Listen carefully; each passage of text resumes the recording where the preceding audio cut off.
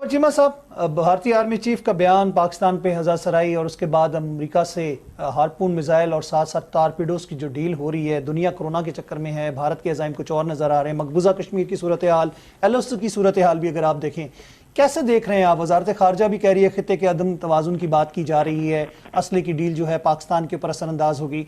क्या आप समझते हैं कि भारत के अज़ाइम अभी भी वही हैं और भारत कोरोना की आड़ में बहुत कुछ प्लान कर रहा है?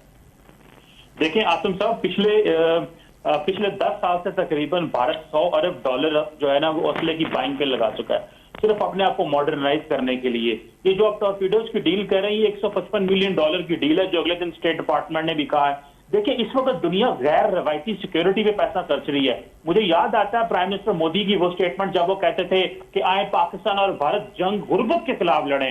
भाई, इस वक्त तो जंग लड़ने का मौका है बीमारी के खिलाफ। तो आप यहाँ पे $155 मिलियन जो है वो डील कर रहे हैं और वेपन ले रहे हैं, जबकि आपको तो वर्ल्ड बैंक $100 अरब दे रहा है हेल्थ इमरजेंसी के लिए। तो मुझे समझ नहीं आती, भारत की प्रायोरिटीज एक तरफ असला खरीदने से हैं और दूसरी से ग्लोबल फाइनेंशियल इंस्टीट्यूशन से पैसा ले रहे हैं कि ताकि वो अपना असला खरीद सकें। तो ये किस किस्म की इंडिया की प्रायोरिटीज हैं? और जो आपने देखा कि भारत के अंदर क्या हुआ, देखिए भारत एक बहुत बड़ा खतरा पाकिस्तान के लिए अब हो गया। अच्छा हुआ हमने भारत के वो बॉर्डर बंद कर दिए हैं, वरना यहाँ पे जरा सी हमने कश्मीर की बात की तो इंडियन आर्मी चीफ और 15 कोर के चीफ हैं, लेफ्टिनेंट जनरल साहब, उन्होंने बोलना शुरू कर दिया। उन्होंने कहा पाकिस्तान ने सिर्फ यही कहा ना कि जिस तरह हेल्थ कवरेज आप दिल्ली में देने की कोशिश कर रहे हैं, जो कि आप प्रॉपर से नहीं दे सके और इतने ज्यादा मरीज आ गए हैं, आप मकबूजा कश्मीर के अवाम को पहले आपने कर्फ्यू में बंद किया, तो खुदारा अब ना उनको कर्फ्यू में बंद कीजिएगा। पाकिस्तान इससे पहले कि हम दुनिया तक ये पैगाम पहुंचती कि कश्मीरियों का और पाकिस्तान का ये पैगाम जाता कि उनको हेल्थ कवरेज नहीं मिल रही, कोरोना के टेस्ट प्रॉपर नहीं हो रहे, सोशल डिस्टेंसिंग नहीं हो रही, लोगों को घरों में कैद कर दिए हेल्थ, वो ये कोई इस तरह तो नहीं है कि वो एम्बुलेंस से बुला सकते हैं। सिर्फ इतना कहना था कि इंडिया ने उसको भी एलओसी के ऊपर लिंक कर दिया। तो जब भी आप देखें पाकिस्तान कश्मीर की बात करेगा, एलओसी के ऊपर जो वायलेशन शुरू हो जाएगी। अभी अप्रैल आया आसम रजा साहब और तकरीबन 800 साढ़े 800 वायलेशन सिर्फ इस 4 महीनों में हो चुकी हैं, जबकि पिछले साल 3000 से ज्यादा वायलेशन है। जबकि 2014 से जब से मोदी साहब आए हैं, वायलेशन जो है वो हर साल बढ़ रही हैं। तो यहाँ पे इंपॉर्टेंट चीज ये है कि सिर्फ इंटरनेशनल कम्युनिटी को बताने से काम नहीं बनेगा। मेरा ख्याल है भारत के अंदर अवाम को भी अवेयर करने का वक्त आ गया है। बहुत हो गया, भारत की अवाम ने गलत फैसला कर लिया। 2019 के इलेक्शन में उनको नजर आ रहा है गलत फैसला हो गया, और जो उन्होंने 35A और 370 को रिवोक कर लिया और अभी जो कह रहे हैं कि जी हमने कश्मीरियों जो कश्मीर के अंदर रहेगा थोड़ी देर के लिए 15 साल के लिए जो पड़ेगा, हम उसको यहाँ पे डोमिसाइल दे देंगे। देखें, एक वक्त था, बढ़िया हम बात बताने लगो, एक वक्त था इंडिया और अमेरिका, दुनिया कहती थी जी कि पाकिस्तान के अंदर मजहबी इंतहा पसंदों के हाथ में न्यूक्लियर का बटन आ जाएगा।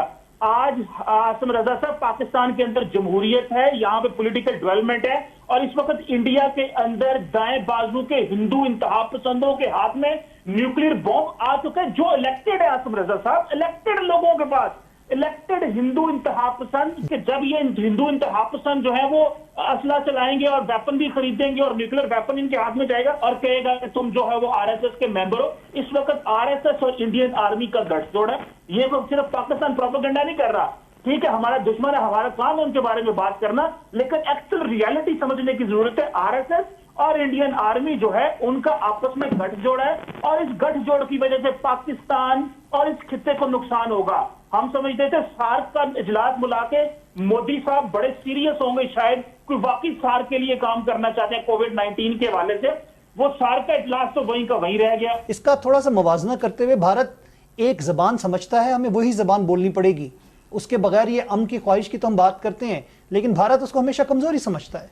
ये बड़ी अच्छी बातें हुई इससे पहले, जो कि उन्होंने नैरेटिव की बात की कि फंडामेंटलिस्ट हिंदू, बुनियाद परस्त हिंदुओं के हाथ में न्यूक्लियर जार है। अगर आपको याद हो कि एक इंटरव्यू, रेडियो इंटरव्यू था मेरे ख्याल में ओबामा का इलेक्शंस के दौरान, जिसमें पाकिस्तान के बारे में यही बातें कही जा रही थी कि ये न्यूक्लियर बम इनके हाथों में चला गया तो आप क्या करेंगे। तो उसने कहा मैं अभी बताना नहीं चाहूंगा, लेकिन मैं हिंदुस्तान को इस्तेमाल करूंगा। यानी तो उनका नैरेटिव जो है, वो अपना नैरेटिव जो बेच रहे थे, वो नैरेटिव वहां पे खरीदा जा रहा था।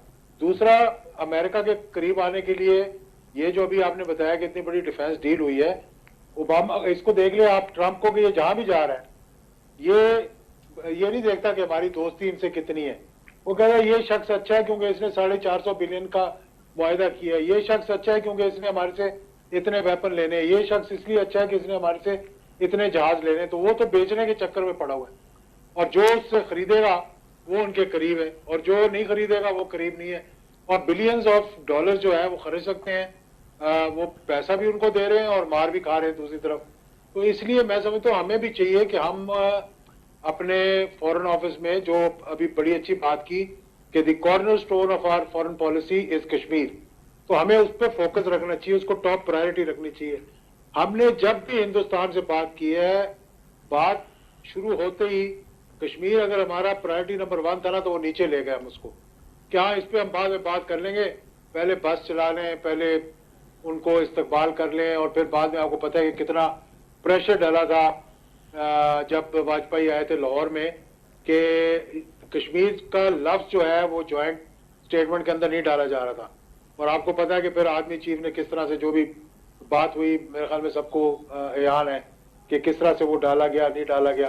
तो हमें चाहिए कि हम एक चीज पे फोकस रखें, लेकिन सारी दुनिया उसको इग्नोर कर रही थी, और अब सारी दुनिया लॉकडाउन हो गई है, सारी दुनिया में कर्फ्यू लग गया है, ऑटोमेटिक कर्फ्यू लग गया है। तो अब लाजिमी बात है कि उनकी तवज्जो सारी फोकस जो है वो इंटरनल अपने मामलात के ऊपर आ गई है, और इसीलिए हिंदुस्तान जो है ज्यादा एग्रेसिव हो रहा है कश्मीर की तरफ।